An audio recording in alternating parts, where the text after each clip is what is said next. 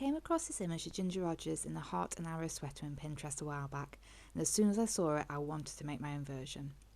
I first knitted a jumper from 100% merino wool and unravelled from a second-hand dress, and I'll include a link to the original short in the description below so you can see how I did that. The original design had the arrows and heart embroidered on, but I decided to do applique shapes out of felt from my stash. I've got the heart template off the internet and I created my own arrow template from Google Draw.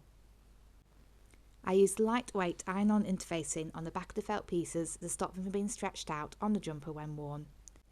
For the heart, I cut out the shape and ironed the interfacing onto the felt using high heat and steam setting. I also used a tea towel in between the iron and the felt to prevent possible burning.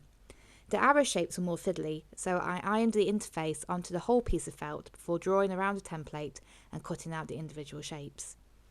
To sew the shapes on, I used embroidery cotton and thankfully had the right colours to match the felt. Before I started sewing, I tried on the jumper so I could pin the heart in the place I wanted it to be. I then used an embroidery hoop to keep the knitted fabric stable enough for me to sew the shapes onto.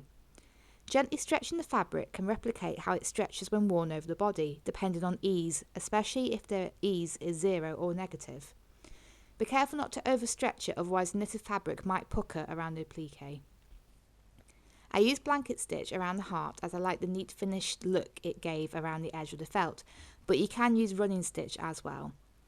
Some of the arrows in the original design looked like they were piercing the heart, so I cut a few to different lengths using the Pinterest image as reference, and placed the ends slightly under the heart so they could be secured in place as I continued sewing around the edge of the heart.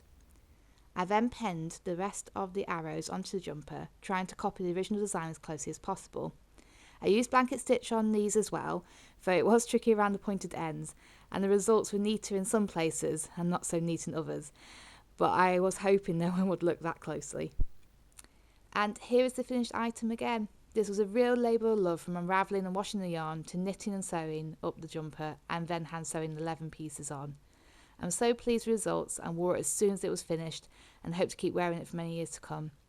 I hope what was shared in this video was helpful and thank you so much for watching.